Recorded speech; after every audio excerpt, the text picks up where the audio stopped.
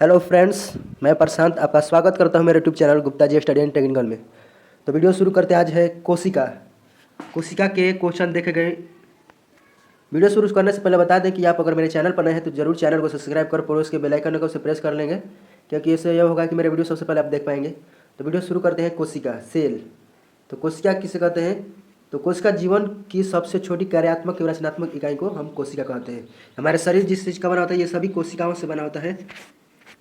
तो कोशिका शब्द का सर्वप्रथम प्रयोग किए थे रॉबर्ट हुक ने 1665 में, और कोशिका सिद्धांत का प्रतिपादन किए थे स्लाइडेन एवं स्वान ने 1838 में। सबसे छोटी कोशिका माइक्रोप्लाज्मा गैलिसिटिकम है, और सबसे बड़ी कोशिका है शुतुरमुर्ग का अंडा। शुतुरमुर्ग सबसे बड़ा पंछी है, उसका अंडा होता है जो सबसे बड़ा कोशिका होता है। और सबसे लंबी कोशिका है तंत्रिका, तंत्र की कोशिका। और कोशिका का विज्ञान का अध्ययन क्या कहते हैं? तो सिटोलॉजी कहते हैं। कोशिका को दो भागों में बांटा गया है दोस्तों। एक है प्रोकैरियोटिक कोशिका, एक है यूकारियोटिक कोशिका। यानी यूकारियोटिक कोशिका ये पूर्ण रूप से विकसित होता है, ये विकसित नहीं होता है। ये सबसे पहले है, इसलिए इसमें केंद्रक नहीं होता है। और कोशिका भित्ति इसमें पाया जाता है, लेकिन कोशिका भित्ति बना होता है प्रोटीन प्लस कार्बोहाइड्रेट से। और इसमें डीएनए भी नहीं होता है दोस्तों। प्रोकैरियोटिक कोशिका में डीएनए का अभाव होता है, यानी डीएनए भी नहीं रहता है। राइबोसोम 70 इस प्रकार का होता है। और कम माइटोकॉन्ड्रिया इसमें नहीं होता है। प्रोकैरियोटिक कोशिका में माइटोकॉन्ड्रिया भी नहीं होता है।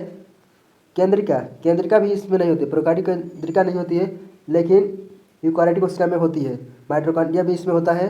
राइबोसोम इसमें 80 इस प्रकार का होता है। और डीएनए भी पाया जाता है, हिस्टोन प्रोटीन भी पाया जाता है। और कोशिका भित्ति सेलुलोज की बनी होती है। यूकारियोटिक कोशिका में कोशिका भित्ति भी पाया जाता है, ये जो सेलुलोज से बना होता है। ये पूर्ण विकसित केंद्र होता है इसमें। और प्रोकैरियोटिक कोशिका में देखें तो इसमें केंद्रिका भी नहीं उपस्थित होता है, गल्जिकाएं, इसमें गल्जिकाएं भी नहीं होती हैं। ये यूकारियोटिक कोशिका में केंद्रिका भी पाया जाता है और गल्जिकाएं भी पाया जाता है। जैसे कि प्रोकैरियोटिक कोशिका का उदाहरण है जीवाणु और नील हरित शैवाल, और यूकारियोटिक कोशिका का उदाहरण है जंतु एवं पादप। आप ध्यान रखिएगा, जंतु पादप दो वर्गों में बांटा गया है। तो कौन कौन वर्ग है? तो ये देख लेते हैं। पहला है जंतु कोशिका, दूसरा है पादप कोशिका। तो जंतु कोशिका, ये कोशिका भित्ति अनुपस्थित रहता है, कोशिका भित्ति नहीं पाते जंतु कोशिका में कोशिका भित्ति नहीं होता है। लेकिन पादप कोशिका में जंतु कोशिका में कोशिका भित्ति नहीं होता है, और पादप कोशिका में कोशिका भित्ति होता है। लवक इसमें नहीं पाया जाता है, लेकिन लवक पादप कोशिका में पाया जाता है। जंतु कोशिका में लवक नहीं पाया जाता है, लेकिन पादप कोशिका में लवक पाया जाता है। तरकाएँ जो होती है इसमें पाए जाते हैं, लेकिन पादप कोशिका में तरकाएँ नहीं पाए जाते हैं। रिक्तिका जंतु कोशिका में छोटी होती है, लेकिन पादप कोशिका में बड़ी होती है। ऊर्जा संग्रह, जंतु तक में ऊर्जा संग्रह ग्लाइकोजन के रूप में होता है, लेकिन पादप कोशिका में ऊर्जा का संग्रह स्टार्च के रूप में होता है। आगे बात करें दोस्तों, तो कोशिका सिद्धांत का अपवाद में विषाणु होता है, और सर्वप्रथम जीवित मृत कोशिका की खोज किए थे ल्यूनहॉक ने। हॉलैंड के रहने वाले थे दोस्तों, ये ध्यान रखिएगा। देखिए, अब बात करते हैं हम कोशिका भित्ति, यानी इसके बारे में क्या महत्वपूर्ण है। तो ये केवल पादप कोशिका में पाया जाता है। कोशिका भित्ति केवल पादप कोशिकाओं में ही पाया जाता है, और ये सेलुलोज से बना होता है। कोशिका भित्ति किस चीज़ का बना होता है दोस्तों? तो सेलुलोज से बनी होती है। कोशिका को निश्चित आकृति एवं आकार प्रदान करता है। कोशिका भित्ति क्या करता है? तो कोशिका को उसकी आकार और आकृति जो होती है, आकार, ये प्रदान करता है। अब बात करते हैं हम कोशिका झिल्ली के बारे में। तो ये अर्धपरागम्य झिल्ली होती है। कोशिका झिल्ली अर्धपरागम्य झिल्ली होती है। ये प्रोटीन एवं लिपिड से बनी होती है। कार्बोहाइड्रेट भी इसमें होता है दोस्तों। कोशिका के अंदर बाहर जाने वाले पदार्थ को ये छान देती है। दोस्तों अब बात करते हैं हम माइटोकॉन्ड्रिया के बारे में। माइटोकॉन्ड्रिया क्या है? माइटोकॉन्ड्रिया का आकार पहले देख लीजिए दोस्तों। इसमें आकार नहीं किया गया है, लेकिन आकार को ध्यान रखिएगा। खोखला ये बेलनाकार होता है, खोखला एवं बेलनाकार होता है। माइटोकॉन्ड्रिया जब ऊर्जा का संग्रह करता है, तो ये ऊर्जा का संग्रह शरीर में कैसे करता है? तो एटीपी के ऊर्जा के रूप में करता है। और इसका खोज किए थे अल्टमान ने, और नामकरण किए थे बेल्डा ने।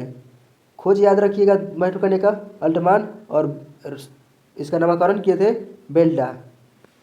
ऊर्जा युक्त कार्बनिक पदार्थों का ऑक्सीकरण करता है एटीपी के रूप में ऊर्जा प्राप्त करता है। माइटोकॉन्ड्रिया में डीएनए पाया जाता है। माइटोकॉन्ड्रिया में दोस्तों डीएनए इसमें पाया जाता है। केंद्रक के बारे में दोस्तों देखते हैं तो केंद्रक कोशिका का सबसे प्रमुख अंग है। यह नियंत्रण करता है, कोशिका को नियंत्रण करता है। केंद्रक की खोज रॉबर्ट ब्राउन ने किए थे। और केंद्रक में दोस्तों, केंद्रक में 85% प्रोटीन, 10% डीएनए और आरएनए 5% पाया जाता है। केंद्रक में उपस्थित द्रव्य में धागानुमा क्रोमेटिन, ये ध्यान रखिएगा, क्रोमेटिन पाया जाता है जो केंद्रक में, जो डीएनए और प्रोटीन का बना होता है। कोशिका विभाजन के समय क्रोमेटिन ही गुणसूत्र बन जाते हैं। अब बात करते हैं दोस्तों गुणसूत्र के बारे में। तो गुणसूत्र क्या है? तो गुणसूत्र अनुवांशिक सूचनाओं के वाहक होता है। जो अनुवांशिक सूचना के वाहक करता है उसे गुणसूत्र कहते हैं। गुणसूत्र की खोज किए थे वाल्डेयर ने। मनुष्य में 23 जुड़े गुणसूत्र पाए जाते हैं, यानी 23 जुड़े यानी 46 होते हैं। डीएनए केंद्र के अलावा माइटोकॉन्ड्रिया एवं हरित लवण में भी पाया जाता है। डीएनए केंद्र के अलावा माइटोकॉन्ड्रिया एवं हरित लवण में भी पाया जाता है। आपको पहले ही बताए थे कि माइटोकॉन्ड्रिया में डीएनए पाया जाता है और हरित लवण में भी डीएनए पाया जाता है, ये ध्यान रखिएगा। देखिए 22 ऑटोसोम जो होता है अनुवांशिक क्रोमोसोम गुणसूत्र, तो ये स्त्री पुरुष में ये समान रूप से होता है। 22 जो गुणसूत्र होता है ये समान रूप से होता है, मगर एक जो होता है सेक्स क्रोमोसोम, यही अलग अलग होता है। ये भिन्न भिन्न मनुष्य या स्त्री में भिन्न भिन्न होता है। जैसे कि महिला में होता है कितना, तो महिला में होता है XX और पुरुष में होता है XY। और लिंग का निर्धारण पिता के गुणसूत्र पर ही निर्भर करता है कि लड़का होगी या लड़की, ये पिता के गुणसूत्र पर ही निर्भर करता है। अगर पिता की ओर से निषेचन के बाद Y मिलता है तो पुत्र होगा, X मिलता है तो लड़की होगी। वीडियो को अब आगे बढ़ाते हैं।